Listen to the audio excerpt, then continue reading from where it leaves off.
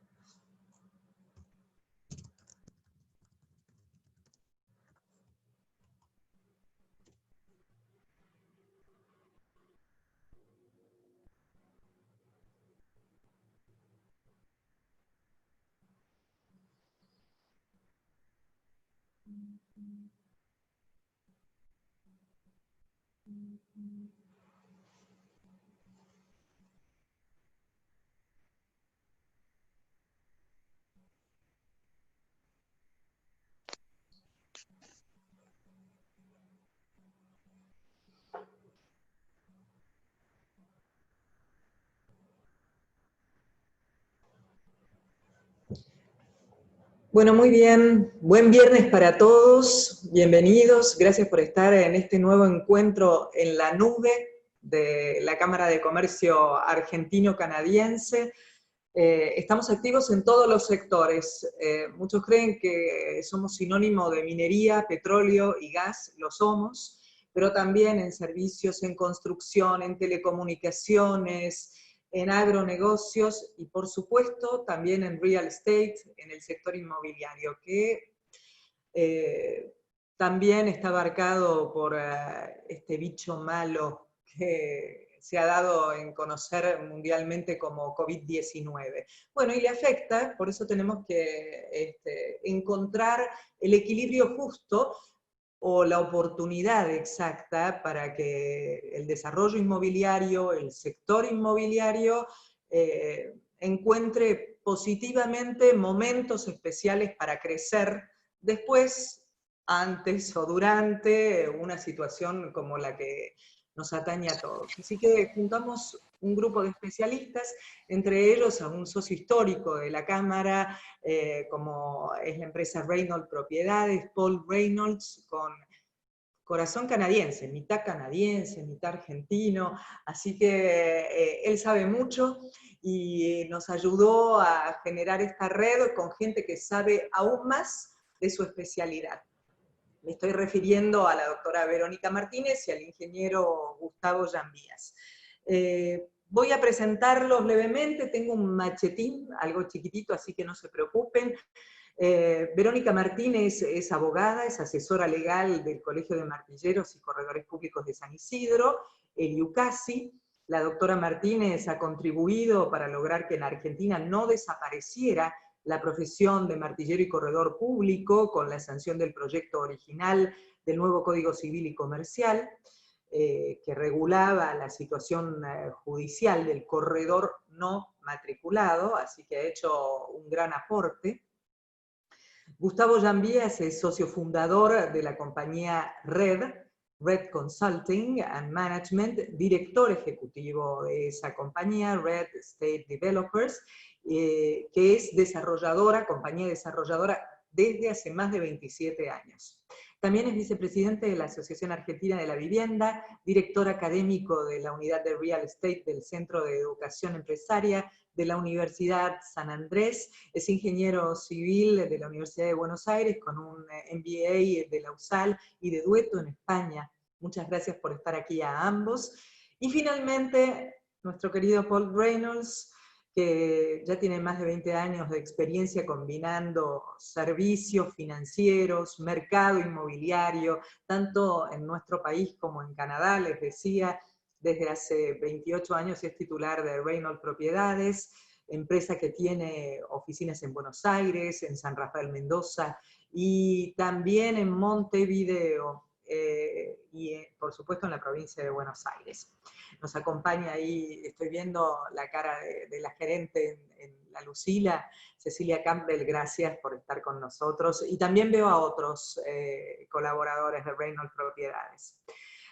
Anteriormente, Paul ha sido Branch Administration Officer de la Royal Bank of Canada, tanto en Buenos Aires como en Calgary. Paul tiene una licenciatura en Relaciones Internacionales de la Universidad de Calgary, cuenta con la designación de especialista certificado en propiedades internacionales, otorgada por la Asociación Nacional de Agentes Inmobiliarios, con sede en los Estados Unidos, y muchas más cosas. Voy brevemente entonces a darle la palabra a Paul. Paul puede contarnos cómo vamos a hacer para hacer el equilibrio en el mercado inmobiliario? Bueno, gracias Laura, con una intro así sonamos. Bueno, vamos para adelante. Pese a lo que puede llegar a creer muchos, en los últimos 60 días venimos moviéndonos bastante. Obviamente con los temores que tenemos todos de cómo va a seguir esto, la presión de la economía, y bueno, lo que hemos hecho en estos momentos tal vez es digitalizándonos un poco más, ¿no? Ya de por sí el tema de la fotografía, el video, etcétera, ya tomaba, digamos, un eje importante, un rol importante dentro de todas las empresas inmobiliarias, pero hoy se ha acentuado muchísimo. Estamos muy en contacto con los propietarios, hablándoles sobre lo que viene, los valores que se vienen, y en contacto obviamente con nuestro equipo. Sí noto que, y no sé si a ustedes les pasa lo mismo, de que tengo mucho más concurrencia a una reunión Zoom de la que tengo cuando los llamo y los cito en la oficina. Así que les comparto esa. Así que bueno, se está digitalizando el mundo.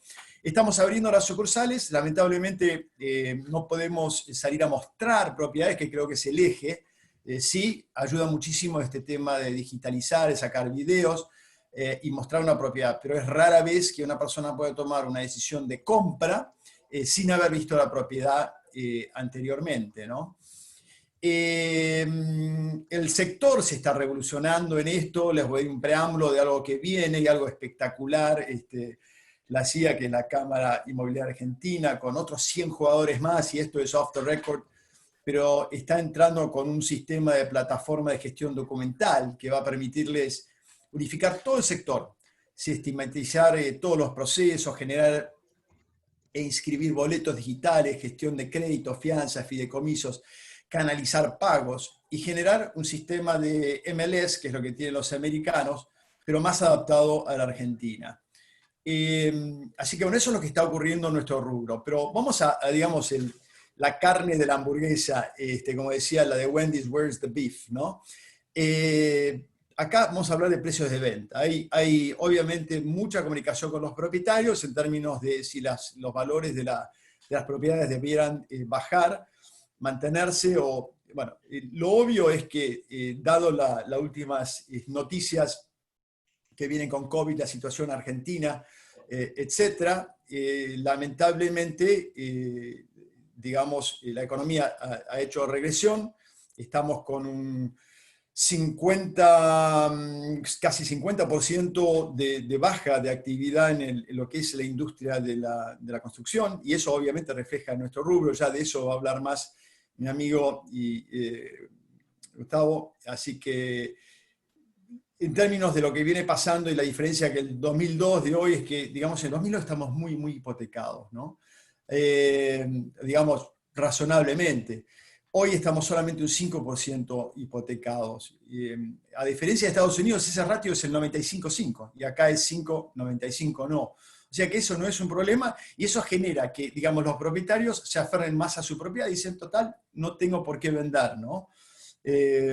Otro gran diferencia entre el 2002 y hoy, digamos, es el viento en popa que tenía la Argentina y el mundo, ¿no? El valor de los commodities. Me refiero que después de la devaluación tuvimos primero un buen empuje porque se logró de que los plazos fijos se convirtiesen en ventas, y bueno, los bancos permitieron hacer un 1-1 de la compra de propiedades, y sé que hay muchos colegas y bueno, y nosotros hicimos varias operaciones. Eso fue el arranque, o sea, tuvimos un buen viento de cola, ¿no?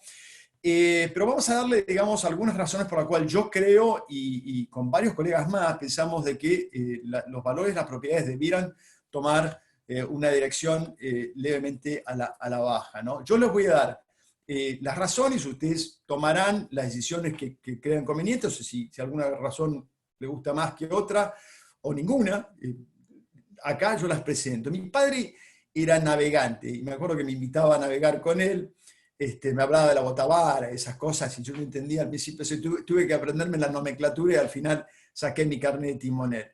Un gusto navegar con él. Nos íbamos a veces a quedarnos a la costa uruguaya, que le gustaba mucho, y él tomaba marcaciones con radiofaros. Era el único equipamiento, no existía digamos, ningún tipo de sistema de posicionamiento. Y me decía, mira, cuando se cruzan las dos rayas, yo estoy ahí es donde estoy. Entonces lo que voy a tratar de hacer acá es cruzar esas dos rayas para que nosotros tengamos, digamos, una apreciación de dónde podemos estar posicionando nuestra propiedad, los valores de la propiedad.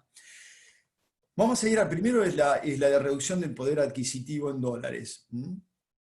Que hoy, lamentablemente, con la devaluación de la moneda local en un 160%, el argentino medio que gana en pesos ha tenido una reducción, asumiendo que le han actualizado sus saberes en un 50% en los últimos 12 meses, cosa totalmente desconocida, pero aún ahí tendría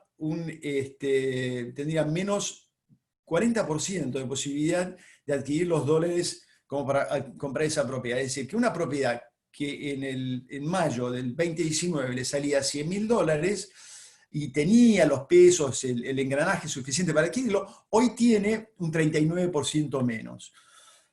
Dos, costo de la construcción o costo de oportunidad. Es decir, yo tengo la opción de salir a comprar una propiedad ya construida o salir a edificar algo sobre un lote existente. Bueno, tomé en uno de los portales reconocidos una propiedad a un número bajo, y nuevamente me trato de mantener lo que es el concepto de la objetividad. Una propiedad que hace un año que está ofrecida al mercado. O sea, esa persona, en teoría, tendría que estar listo para o bajar la propiedad o por lo menos evaluar si está bien posicionado. Está pidiendo por 175 metros, un lote de 800, 900 metros, está pidiendo $315.000. Ofrecido hace un año. Un lote similar a donde está implantado esta propiedad, sale hoy $117.000. No el más barato, tampoco, ¿no? Ahora, si yo voy y edifico esos 175 metros sobre este lote de 117.000, me va a salir a $780 el metro, que hoy es el valor de la construcción, promedio, por dos, y dado y refrendado por dos portales importantes, y la verdad que están hablando de mucho menos para otras edificaciones. Lo consulté con Gustavo, me dice, eso debe ser en un lado donde red y un monobloc. Pero $780, y después Gustavo podrá opinar al respecto, me parece un número objetivo. Si sumo el valor del lote más el valor de la construcción, tengo $253.000 versus los $315.000 que estaban pidiendo por esa propiedad. Eso significa una quita del 20% en el valor de esa propiedad. ¿Debiera el propietario bajar su propiedad hoy, ajustarlo al mercado un 20%? You tell me. 3. Oferta y demanda. Es obvio, ustedes que son economistas, de que cuanto más oferta, obviamente va a tener que bajar el valor si hay menos demanda. Bueno, hoy hay 2 veces más inventario de propiedades de la que hay en el 17-18.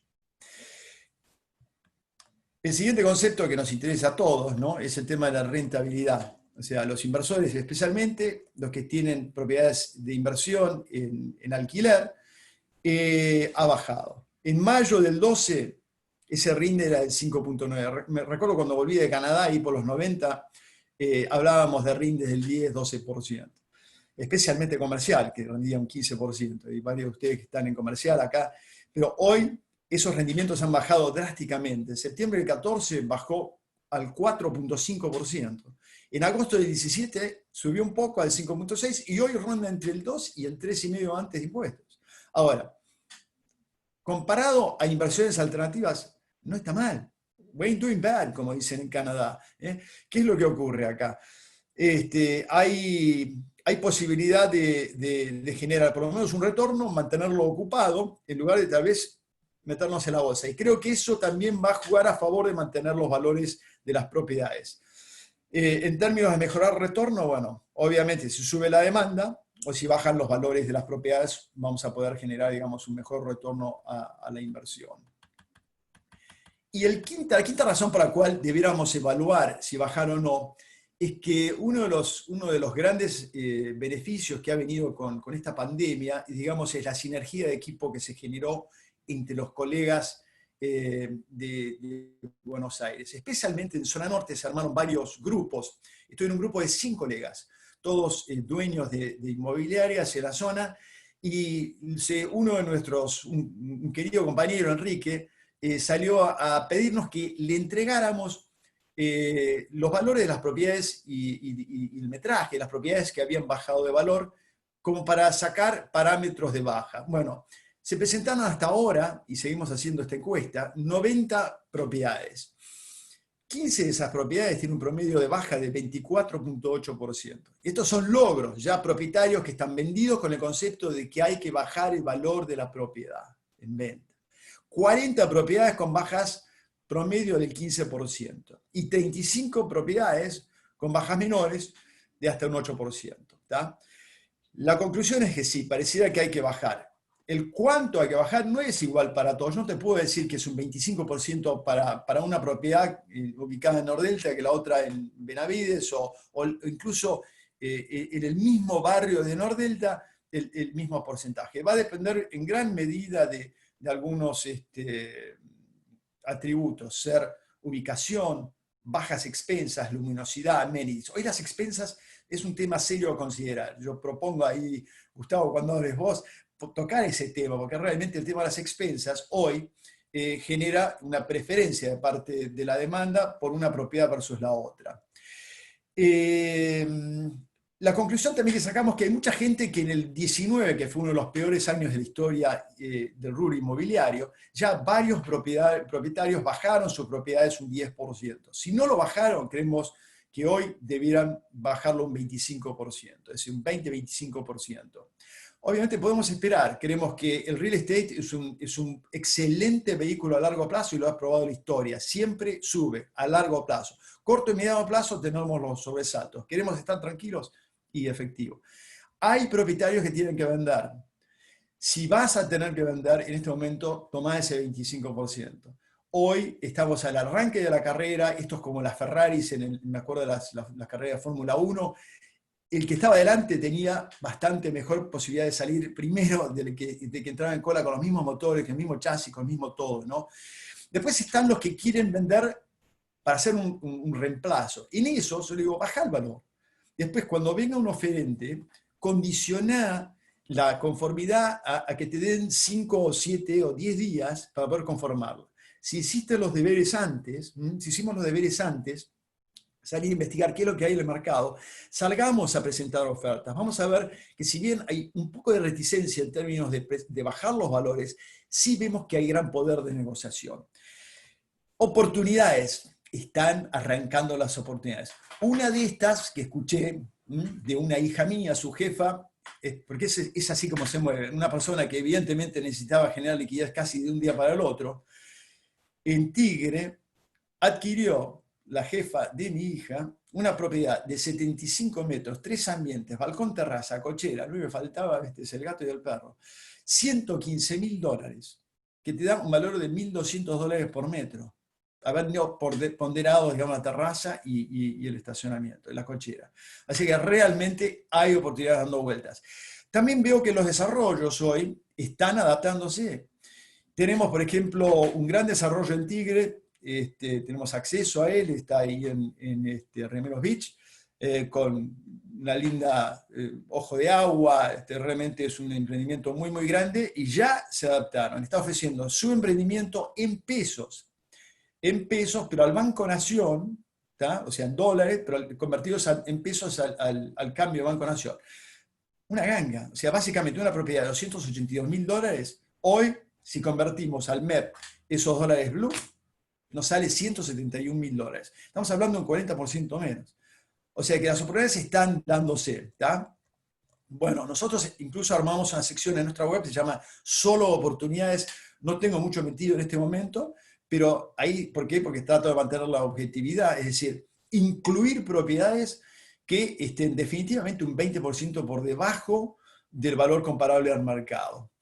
¿Qué pasa con alquileres? La verdad, mucha reticencia de la parte de los propietarios a tomar ofertas en este momento ante el temor de que estén desfasados. Están esperando, digamos, un alto nivel de inflación, y si bien antes de este lío estábamos actualizando los alquileres al 18% semestral, se está empezando a contemplar una actualización semestral del 20%. Tuve un propietario de una propiedad linda en Núñez, una casa, no era algo chico, pidiendo $160.000, tuvimos varios interesados, $160.000 mensuales, y tuvimos varios interesados en tomarla, y dijo, stop, yo hasta que esto no se asiente un poco, yo no voy a tomar una decisión. Conclusión, se está firmando un alquiler por esa propiedad, se tomó reserva por esa propiedad, vista en forma virtual, no se visitó. Obviamente vamos a esperar a verla y se condiciona la reserva. Se está cerrando en 180.000, o sea, $20.000 más que el monto que estaba ofrecido anteriormente. En términos de contratos en dólares, 95% todos especificados a BNA. Bueno, la pregunta que nos tiró ahí, el desafío que nos tiró Laura, es alquiler de oficinas versus trabajo remoto. Así simplemente puesta, el resumen es, no cambia mucho. Hay una tendencia de varios de decir voy a hacer home office, pero hubo una buena encuesta que nos muestra un poco qué es lo que está ocurriendo, que lo hizo la gente de Contract Workplaces, que son especialistas en diseño y construcción, y mostraron que increíblemente solamente un 7% de los encuestados optaría por continuar trabajando de forma permanente desde su hogar. Y notan que hay varios factores que hacen que esto tire en esa dirección. En especial, calidad ambiental, es decir, qué tipo de oficina tengo, luz, calefacción, y después la tecnología de equipamiento. Voy a la oficina, tengo todo. En casa tengo que empezar a armar con clavos y martillos, ¿no? Pero más importante a todo eso, el comportamiento individual de las personas para programar tareas. Somos todos un poco hijos de rigor, ¿no? Y a veces necesitamos de nuestros pares para que nos asienten el camino a seguir. Ahora, interesante, dentro de esa encuesta, el 22% de los encuestados decía que no podía equilibrar el trabajo con descanso. El 29% mantiene que, solamente el 29% mantiene que logra interactuar bien con sus pares. Y acá este tema, esta parte de la encuesta me gustó. El 77% votó por una flexibilidad laboral. Y estuvimos hablando ayer de esto con Gustavo, y él creo que va a expandir sobre el tema, y le pido que lo haga, porque realmente el concepto de la flexibilidad laboral implica ir y venir, y obviamente para eso hay que adaptar las oficinas para poder hacer mejor uso de la oficina, adaptarlo, es más, achicarlo, porque si tengo la misma gente distribuida en tipos y horarios, obviamente va a haber menos demanda de espacio. Pero con, digamos, una mejora en la situación económica, creemos que las oficinas están para quedarse. Y la última, nos pregunta Laura, en términos si hay, digamos, una tendencia a emigrar de la ciudad al campo. Bueno, estuvimos leyendo un lindo artículo que salió el 16, ahora hace unos días, en La Nación, del ejemplo de España. En España sí encuentran eso, encuentran que hay una migración. Ahora, hay que tener cuidado si lo hacen porque realmente quieren tener mejor calidad de vida o porque los costos son menores. Sabemos que en la ciudad de Madrid los costos de real estate son tremendos. Acá la diferencia entre una propiedad en zona norte y Capital Federal, Recoleta o Palermo no tiene, digamos, mucho margen de diferencia. Lo que sí noto es que hay una tendencia de hacer un poco de slowdown, volver a lo fundamental. Go back to fundamentals, como decía un buen entrenador de ventas en Canadá. Hay un deseo de vivir el hoy, ¿no? Mi hija tiene un póster en su dormitorio, una visita, cuatro mujeres, un varón, y tiene un lindo cartel que dice Yesterday, Tomorrow y Now. Y Now está en el centro, bien grande. O sea, ayer, hoy y mañana. Vivir el presente, y creo que hay mucha gente que está haciendo esto. Nosotros estamos viendo bastante pedido por propiedades en el interior. Como dijo Laura, tenemos propiedades en Córdoba, en San Rafael, ofrecidas en venta, y hemos tenido increíblemente gente que está ya pasando una oferta en San Rafael, por ejemplo, una finca de 15 hectáreas pidiendo $160.000. Dado los valores de la uva, hoy eso es una oportunidad porque los valores han bajado, por lo cual tenemos, digamos, el mejor de los sueños. Y esta persona ofreció como parte de pago su casa y está decidido a irse. La pregunta que le hicimos es ¿por qué? Dice, quiero vivir una vida más tranquila. La conectividad va a tener mucho que ver con esa decisión. Así que bueno, yo no quiero acaparar esto demasiado, creo que me pasé un poco, les pido disculpas, pero le voy a dar ahora el micrófono a una querida amiga, compañera del Colegio Martillero de San Isidro, que nos ayuda en todo lo que son aspectos legales y nos guía en ese proceso que a veces nos confunde. Verónica Martínez, muchas gracias.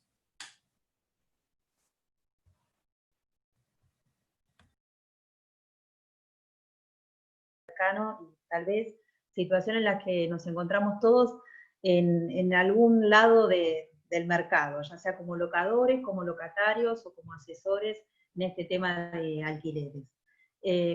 No es un tema menor, y si nosotros miramos, desde que empezamos con el tema de la pandemia y el 20 de marzo, que empezamos con el aislamiento social obligatorio, el 29 de marzo ya teníamos publicado un decreto de necesidad de urgencia en el boletín oficial, que es el 320, que viene a regular todo el tema alquileres. Digo, me llama un poco la atención, como tan pronto, una de las principales preocupaciones del gobierno es, bueno, ¿qué va a pasar con los alquileres? Tengo este gran mercado de alquileres, como decía Paul, la dificultad que es para un argentino acceder a la compra de una propiedad, y entonces el crecimiento del mercado de alquileres y la necesidad de intervenir frente a situaciones como las que se nos plantean y a las dificultades económicas que, si bien estamos empezando a ver, entiendo que se van a profundizar un poquito más adelante en el tiempo.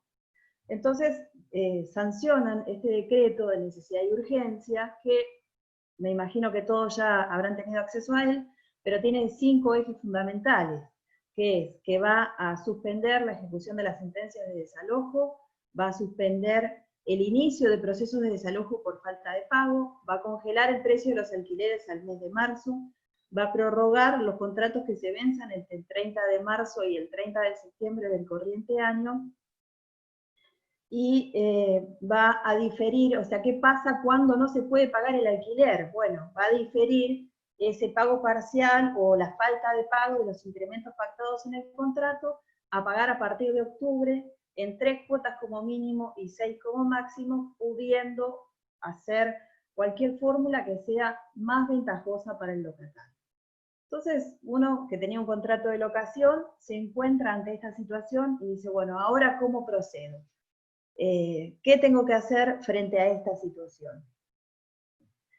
Lo que estamos viendo es que, bueno, obviamente hay dificultades para afrontar el pago de los alquileres, y en esta situación, que este decreto tiene una enunciación taxativa de todos los contratos que quedan alcanzados en el artículo 9, que van desde la vivienda familiar hasta las explotaciones agropecuarias pequeñas, los alquileres comerciales, los alquileres con uso profesional, los alquileres de espacios destinados a cultura, las pequeñas y medianas empresas, los talleres, o sea, como vemos, nos quedan alcanzados casi todo tipo de contratos.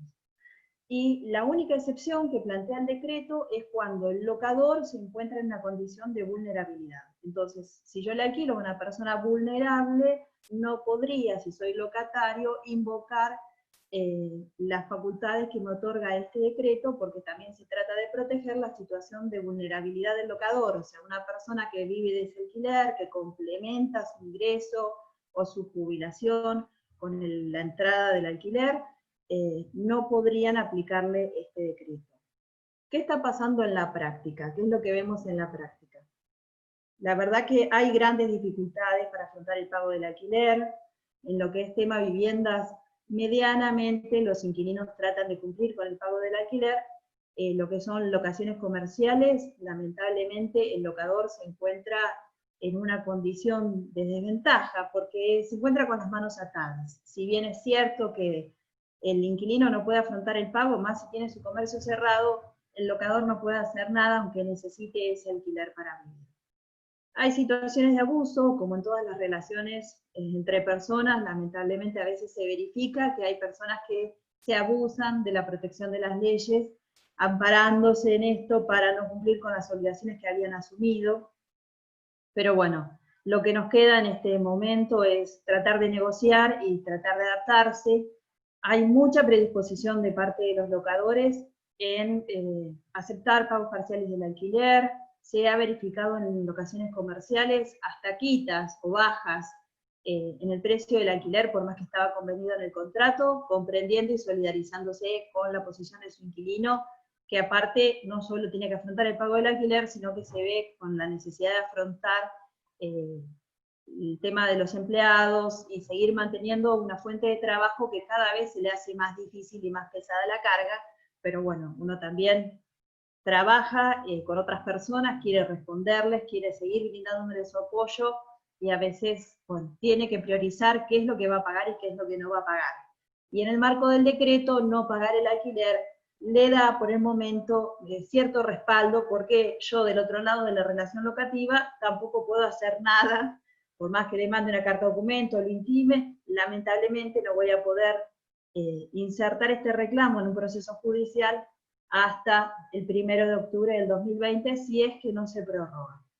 Así que bueno, ahí estamos, el tema de las locaciones, tratando de negociar, de mediar. En esto los corredores inmobiliarios están haciendo un esfuerzo tremendo, tratando de llevar a las partes al equilibrio para que no se rompa la relación comercial, porque bueno, es lo que todos conocemos, la incertidumbre con respecto al precio de los alquileres, la incertidumbre con si se me vacía el comercio, a quién se lo vuelvo a alquilar en este contexto, cuánto va a tardar la gente en volver a confiar y en volver a decir, bueno, pongo un negocio, salgo al mercado. Entonces son situaciones que todo el mundo piensa y evalúa antes de tomar una decisión drástica, y bueno, así es como estamos. ¿Cómo seguimos trabajando de acá para adelante? Bueno, nos tenemos que reinventar,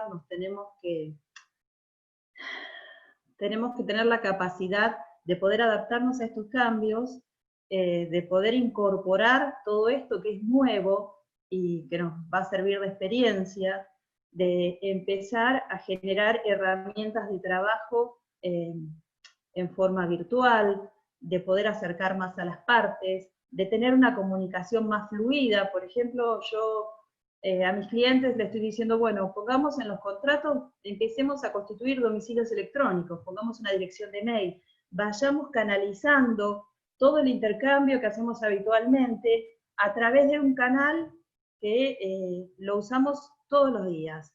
Pero si nosotros lo tenemos constituido en el contrato, nos sirve el día de mañana como un elemento probatorio.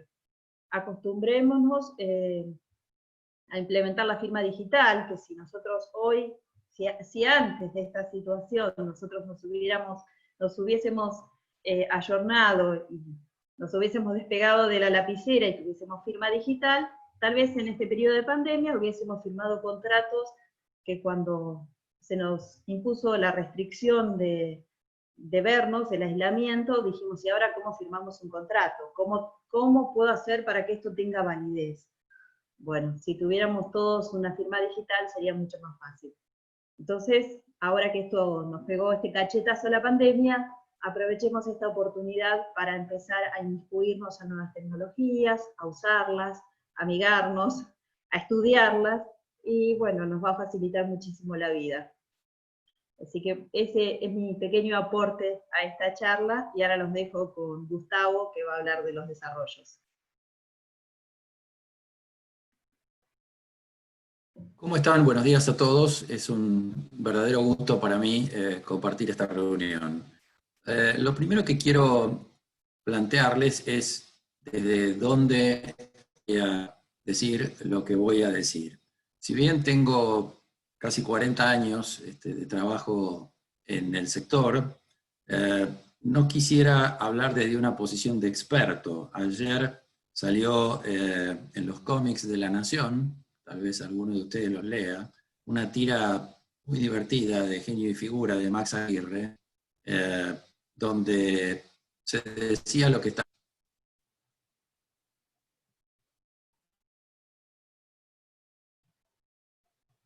Me pareció muy adecuado para esta charla y para otras en las que estamos involucrados, porque la verdad es que, francamente, nadie es experto en cosas que nunca antes sucedieron, y francamente lo que está pasando es sin duda algo que no ha sucedido jamás.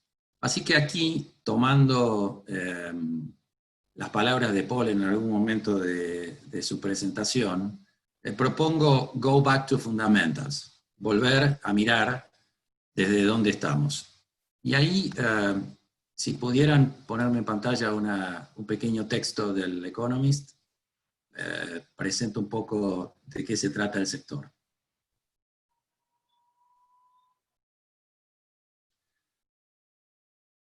Este texto, de mayo del 2003, tiene para mí algo de historia personal. Esto fue la presentación que hicimos Carlos Bocio Maturana y yo, que somos codirectores de la unidad de Real Estate de la Universidad de San Andrés en este momento, ante las autoridades para justificar que una casa como San Andrés en su escuela de negocios tuviera que tener un área de Real Estate.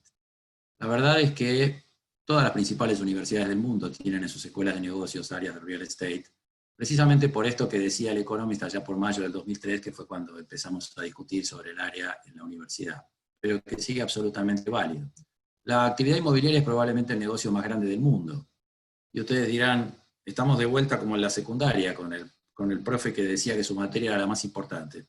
Pero bueno, no lo digo yo, lo dice el Economist, que es sin duda la revista de economía más importante del mundo, y lo fundamenta diciendo que alrededor del 15% de los países, del Producto Bruto de los países ricos, tiene que ver con la renta vinculada con la construcción y los beneficios computados por dueños y ocupantes de propiedades. Ustedes dirán, bueno, Argentina no es un país rico, y lamentablemente vamos a coincidir todos en eso, pero quiero decirles que la participación del sector en el Producto Bruto es parecida. Tiene fluctuaciones, depende de los años, pero está entre el 12 y el 14%, con lo cual es una participación relevante. Sin embargo, por supuesto, hay en Argentina otros sectores que tienen más participación en el flujo anual, que es lo que mide el PBI. Pero si le sumamos a esto el final del párrafo, 2/3 del stock de bienes tangibles de la mayoría de las economías son inmuebles, tenemos la justificación de por qué el sector es efectivamente un sector absolutamente fundamental en la economía del planeta, y muy especialmente en la economía argentina, donde a falta de otros instrumentos financieros, la mayoría de los argentinos, en la medida que podemos, ahorramos en ladrillos. Desde el rol del desarrollo inmobiliario, ¿qué hacemos para sostener esta afirmación de un negocio tan relevante para la economía del país y de los argentinos? Bueno, los desarrolladores suele decirse que construimos, pero en realidad la construcción es una parte de lo que hacemos. Los desarrolladores son de alguna manera los directores de una orquesta, donde la construcción, bueno, tiene un papel importante, serían las cuerdas en la orquesta clásica, pero bueno, eso no son todos los instrumentos. Los desarrolladores ideamos, estructuramos, gestionamos financieramente proyectos que contratan empresas constructoras, fabricantes de insumos, servicios profesionales, agentes inmobiliarios y un largo etcétera, que genera una actividad de inversión permanente, genuina en el país, con un gran efecto multiplicador, porque el grueso de los proveedores son pymes, con lo cual hay una capilaridad grande y un impacto muy positivo sobre la economía en general. Además hacemos una cosa que a mí me ha traído la mayor parte de las canas que tengo, además de la genética, que son inversiones a largo plazo. para muchos de ustedes, que seguramente también están involucrados en inversiones a largo plazo, acordarán conmigo en que Argentina lamentablemente no es el escenario de mayor confort para inversiones a largo plazo, y sin embargo las hacemos, y estamos sometidos, como en todas partes del mundo, a una correlación muy estricta con el producto, con las oscilaciones del Producto Bruto. Ahora, ¿qué pasa? En el mundo desarrollado, las oscilaciones del Producto Bruto son relativamente pequeñas. En Argentina, si miramos los últimos muchos años, las oscilaciones del Producto Bruto anual, bueno, son una especie de montaña rusa, y el sector de desarrollo inmobiliario y construcción duplica o triplica esas oscilaciones. Para verlo por el lado negativo, ayer habrán visto todos ustedes la publicación en la mayoría de los medios del derrumbe del PBI de marzo comparado con marzo del año anterior. Fue 11,45 en promedio de la economía general, y sin embargo la caída de la construcción fue el 46%. O sea que casi cuadruplicó la caída del PBI general. Para verlo del lado positivo, la verdad es que en la recuperación de los ciclos de caída, también el sector duplica, triplica o cuadruplica, y eso lo vimos en la crisis de 2001-2002, que tal vez sea, las cosas nunca se repiten, pero por su intensidad seguramente es el antecedente a mirar para la situación de hoy, como cuando en el 2003 el Producto Bruto se recuperó cerca del 10%, la inversión en desarrollo inmobiliario y construcción el 30%. Confirmando la regla, que insisto, funciona en todos los países del mundo, de una gran correlación entre las variaciones en positivo y en negativo. Venimos de un ciclo negativo largo que se ha profundizado con la pandemia, estamos apostando a un ciclo positivo. ¿Y por qué pensamos que podemos ser relevantes de un ciclo positivo que definitivamente la economía mundial necesita y va a bregar por eso? Pero Argentina muy especialmente, porque venimos de un periodo largo de números en rojo.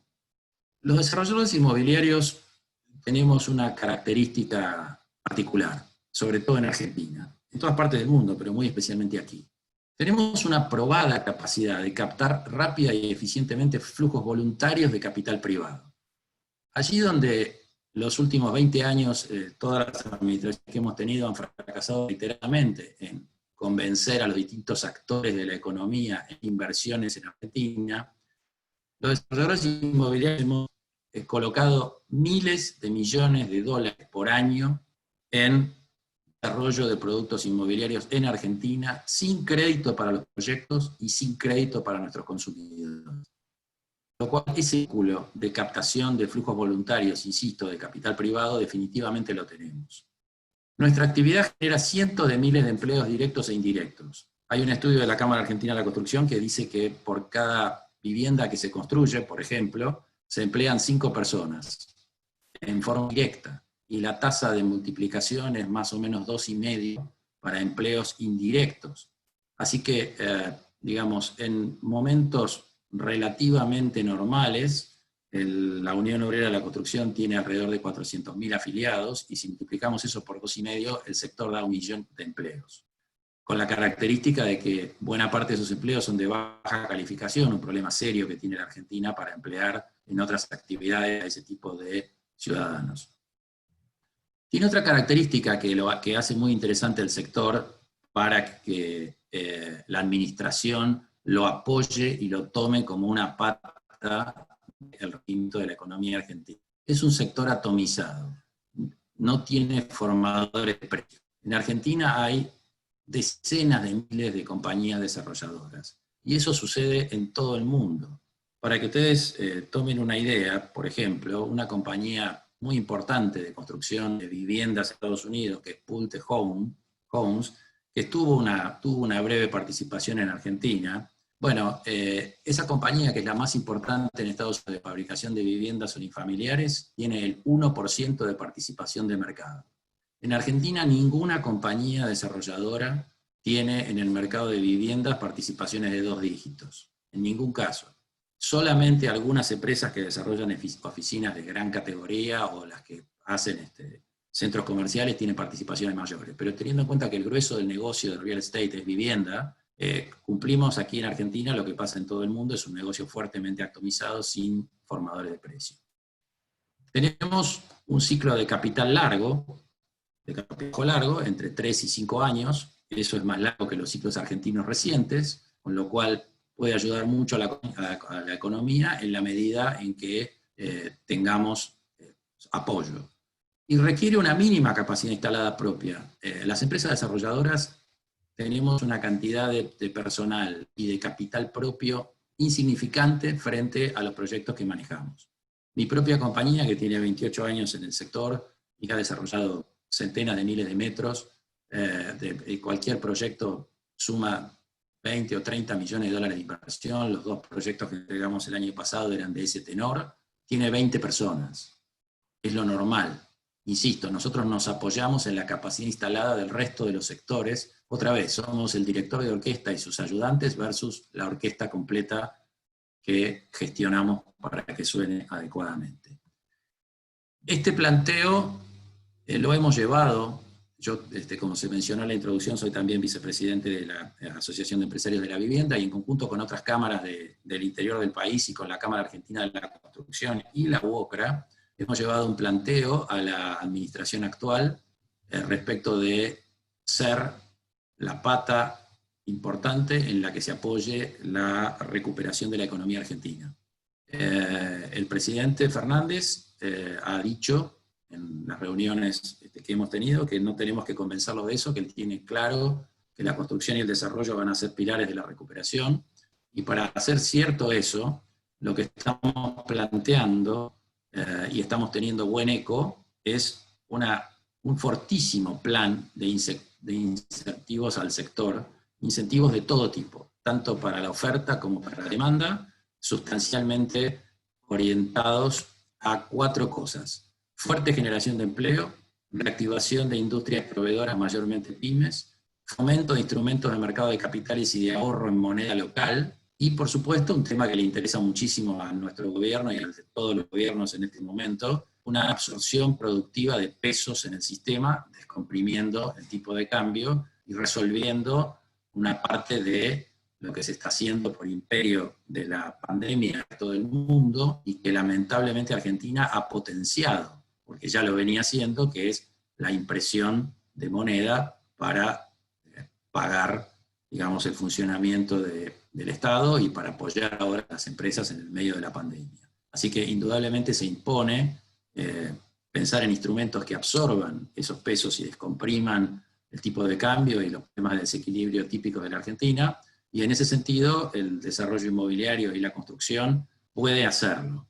Hay varios modelos, no hace falta ir a los países del primer mundo, tenemos aquí cerquita, en Uruguay, la ley de vivienda social entre comillas en Uruguay, no estamos pensando en vivienda en general, que se pasó por el Congreso uruguayo en el 2011 y que ha tenido un impacto fantástico en el desarrollo del mercado uruguayo. Es fundamentalmente una ley que promueve la exoneración completa de todos los impuestos que afectan al sector y que hoy representan, como en muchos otros sectores de la economía argentina, lamentablemente cerca del 50% del componente de precio en el precio final de un inmueble que se entrega luego del proceso de desarrollo.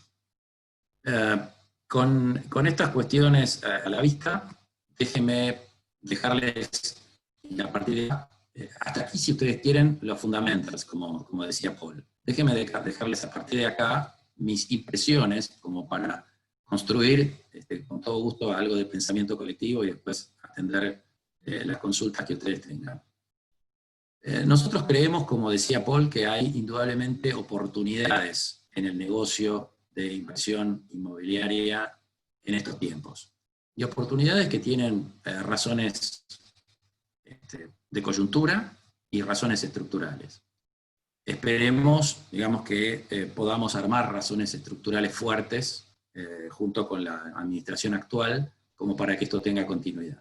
La oportunidad, ya la describió Paul, es absolutamente cierto que para los desarrollos en marcha, los costos, en términos de costos de construcción y otros costos vinculados, los costos de construcción son muy importantes, pero no son los únicos en el desarrollo, por supuesto, han caído fuertemente, medidos en la moneda en la que todo el mundo mide las inversiones en Argentina, que es el dólar estadounidense.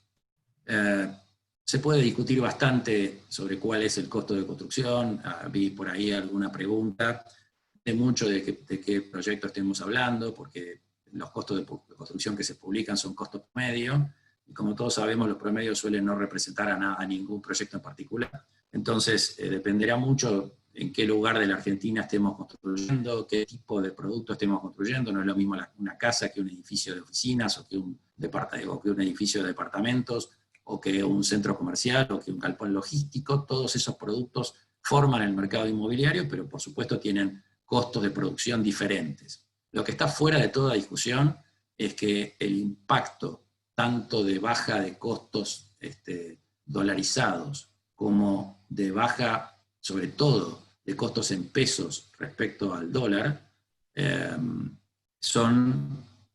muy fuerte. Y podemos hablar de 40 o incluso de 50% de reducción, como costos teníamos hace 1 año y medio o 2 años. Como los proyectos inmobiliarios tienen ciclos largos, depende en qué momento tome a cada desarrollador. Esto quiere decir, si está iniciando, si está en el medio del proceso, o está por terminar, y depende de las necesidades financieras que tenga. Tengan en cuenta ustedes que, como dije al principio, es un sector que no tiene crédito, que se financia sobre todo con preventas. Va a ser, en ese sentido, en función de esa posición, las respuestas que tenga. Para hablar en primera persona, a nosotros esta crisis nos ha tomado con 3 proyectos en curso en distintos estadios. En un proyecto en la capital federal, en una zona de clase media, un proyecto de buena calidad para clase media, pero no de lujo, que se llama IN Lope de Vega, en la avenida Lope de Vega, cerca de Juan B. Justo. Para los que no conozcan la zona, eso es Monte Castro, digamos, zona oeste de la ciudad. Nosotros estábamos vendiendo hace 2 años producto al mercado, por boleto, en uvas, cuando se pudo utilizar que se puede seguir utilizando, por supuesto, pero que hoy está injustamente cuestionada como unidad de cuenta para nuestro sistema. Bregamos mucho por esa unidad de cuenta y seguimos creyendo que es muy buena, pero bueno, hubo razones políticas que digamos, generaron una mala imagen de ese instrumento. Pero les decía, nosotros empezamos a vender ese proyecto a principios del 2018, con créditos tanto para la gente como un crédito intermedio para el proyecto, todos en uvas, en un equivalente a $2.600 por metro cuadrado de esas unidades. Hoy estamos en condiciones de vender algunas unidades que nos quedan, porque tenemos el 70% del proyecto vendido. Estamos en condiciones de vender esas unidades similares a las que se vendieron en $2.600 en $1.500. Y eso todavía nos cierra la cuenta que para el desarrollador nunca es una cuenta especulativa respecto del pasado, como puede ser para el tenedor de una propiedad, que gente, como explicó Paul, bien refugiado en su inversión y no tiene ningún apuro para vender. El desarrollador, como cualquier empresa productiva, vive del flujo, vive de la repetición de los negocios. Lo que importa es cerrar cada proyecto satisfactoriamente, en lo posible sin dar pérdidas, como es lógico. En esta situación de pandemia veremos cómo se cierran las cosas, pero en cualquier caso, el interés es cerrar y seguir adelante. La ganancia está en la repetición de los negocios, no en el stock. Con lo cual, efectivamente, en los negocios en pozo, depende del ciclo, ustedes van a encontrar enormes oportunidades de inversión miradas con respecto a los precios del pasado. Con respecto a los precios del futuro, tendrán ustedes que hacer sus conjeturas.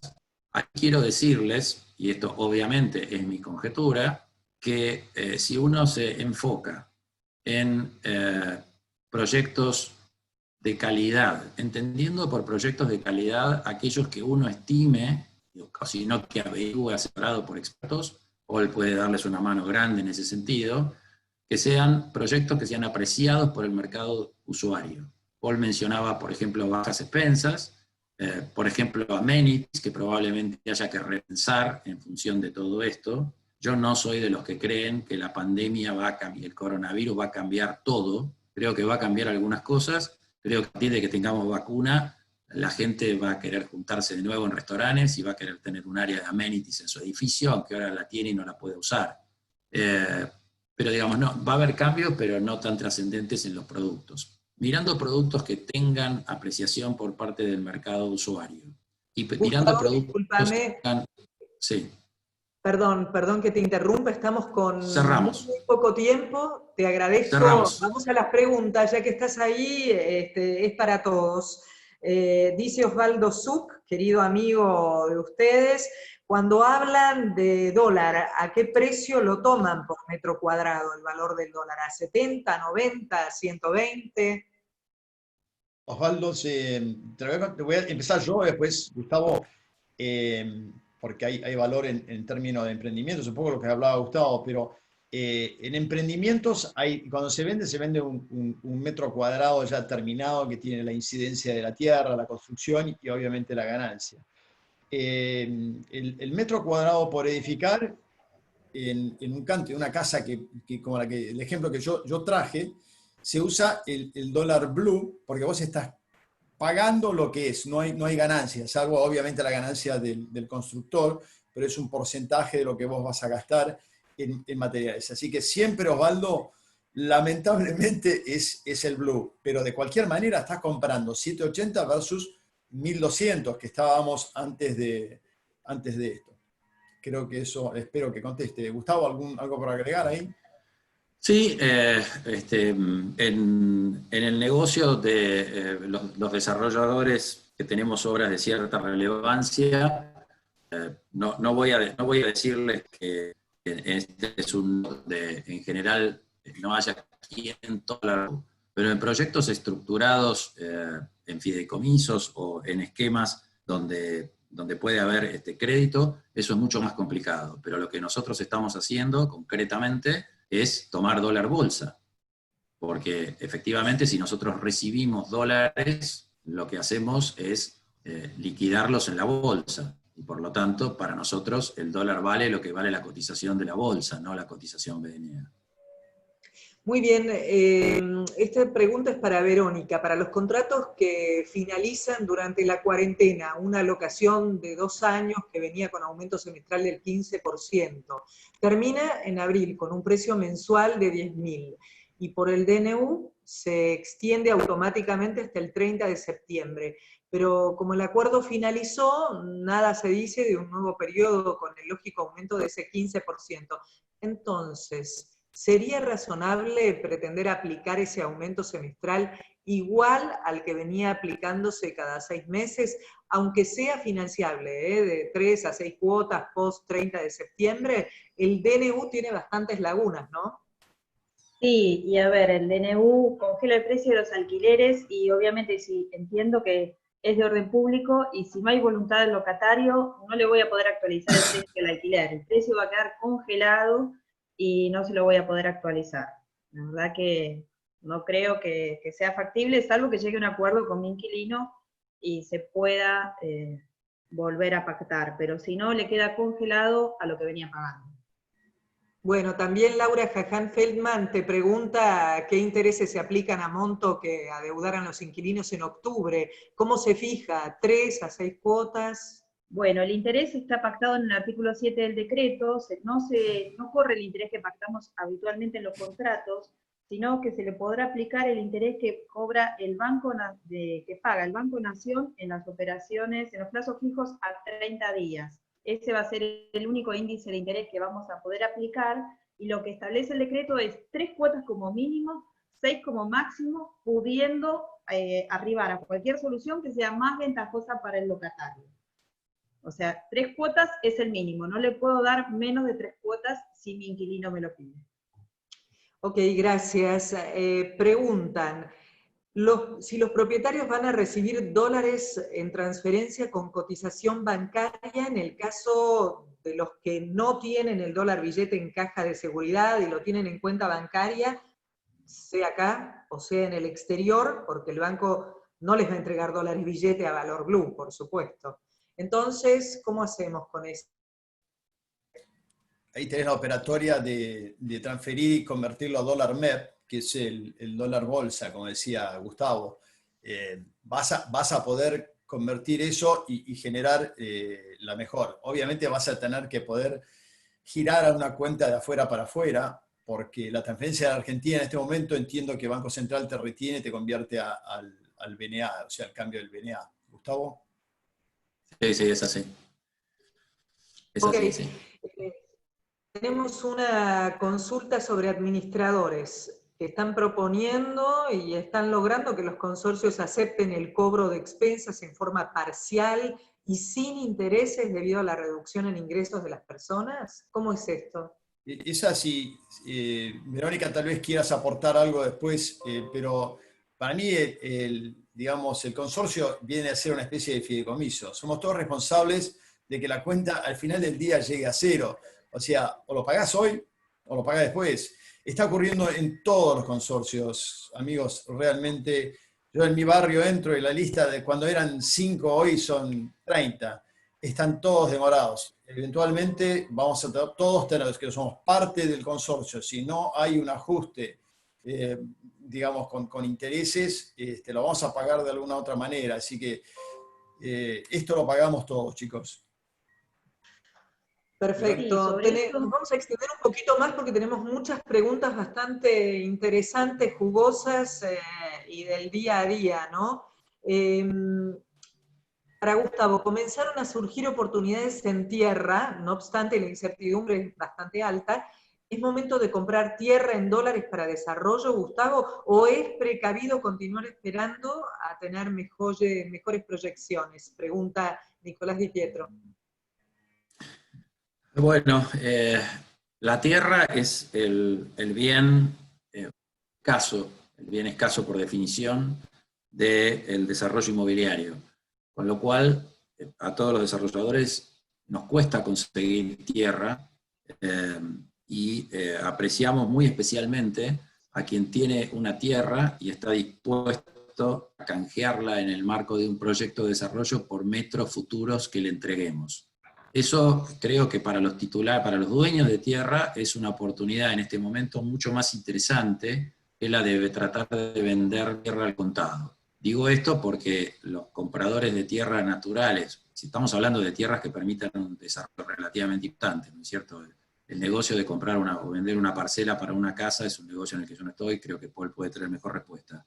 Pero para tierras que tengan capacidad de constructiva, prácticamente no hay desarrolladores en este momento comprando tierra a cotado, y en cambio hay muchísimos desarrolladores que estamos muy interesados en canjearla por metros futuros, que deberían ser una muy buena idea, porque seguramente vamos a estar dispuestos a canjear hoy por mucho más metros de lo que estuvimos dispuestos a hacerlo hace no mucho tiempo.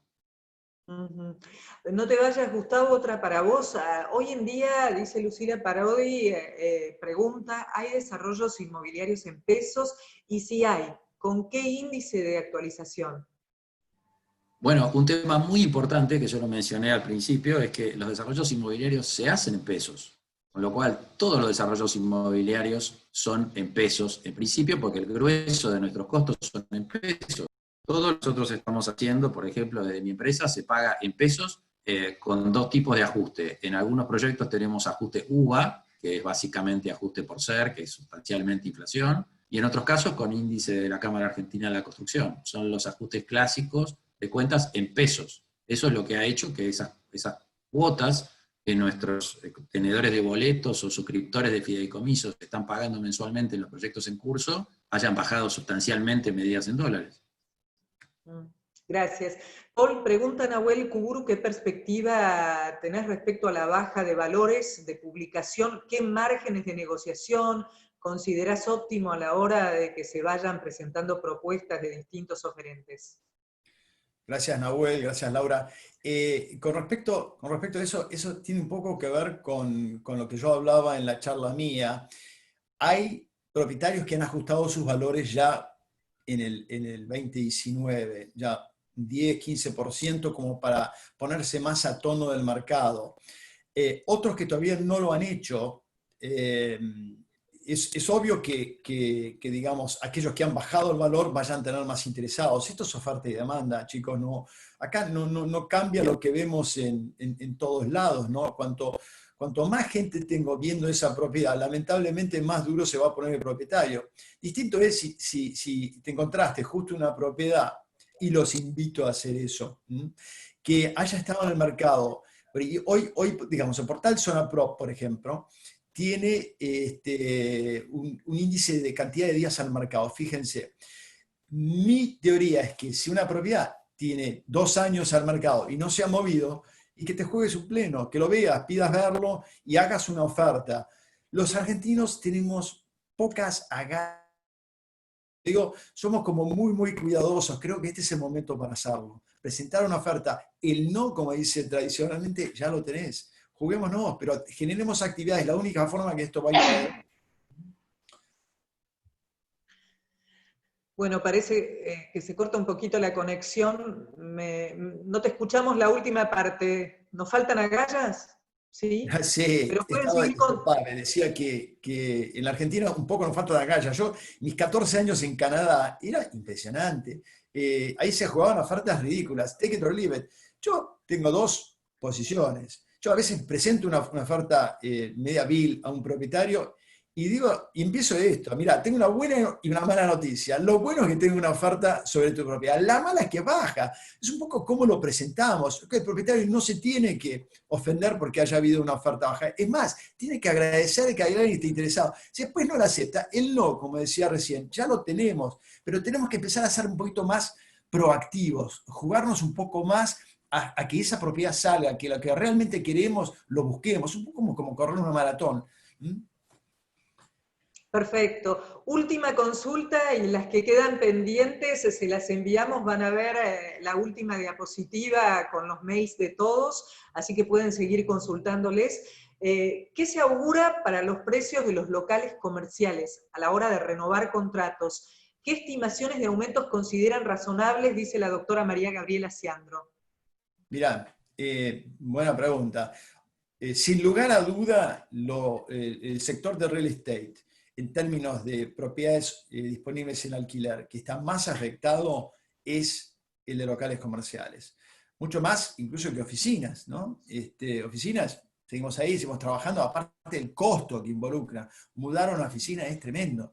Pero hogar comercial, tenemos rubros como gastronomía, ropa, indumentaria, que están cerrados. O sea, ¿qué implica? Yo sugiero que en ese momento salgamos a negociar siendo propietarios y todavía no vieron la luz de que realmente tienen que salir a proveer una quita, vamos a tener un problema. Siéntense a negociar y realmente se van a dar cuenta que el propietario, salvo que viva en otro mundo, va a negociar. No fue, digamos, tal vez una predisposición en las primeras semanas de esta pandemia, pero creo que si uno tiene que renovar, va a tener un buen resultado. Además, obviamente en este momento, las renovaciones, por lo que dice Verónica, y lo sabemos, están fijadas. Hasta septiembre no hay negociación. Bueno, súper claros los tres, me resulta muy categóricas las respuestas y las exposiciones. Yo creo que esto da mucha tela para cortar, podemos hacer una segunda parte, si les parece, dentro de un tiempito y ver cómo estamos llegando al final del camino y si hay luz verde para el sector inmobiliario. Yo creo que sí.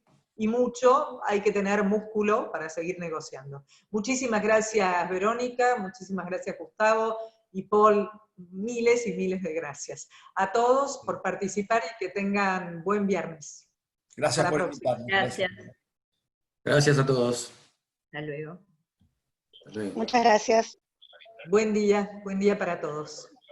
Chao, hasta luego.